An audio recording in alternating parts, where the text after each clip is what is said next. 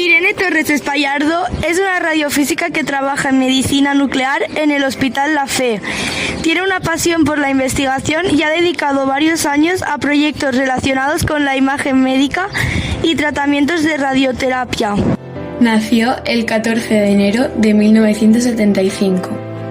Empezó en el Colegio Santiago Apóstol y luego hizo el bachillerato científico. De 1993 a 1998 estudió en la Facultad de Física en la Universidad de Valencia. En el año 2000 al 2003 fue a la residencia de radiofísica en el Hospital La Fe. De 2004 a 2008 fue estudiante de doctorado en Múnich. De 2008 a 2010 fue investigadora postdoctoral en H. De 2010 a 2013 fue investigadora postdoctoral en el IFIC. De 2014 a hoy es radiofísica adjunta en el Hospital La Fe.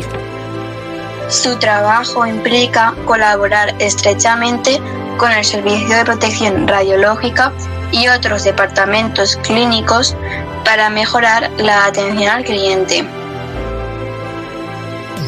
Su principal prioridad es apoyar procedimientos diagnósticos y terapéuticos. En conclusión, Irene Torres Espallardo realiza un trabajo muy importante porque ayuda a las personas en su día a día.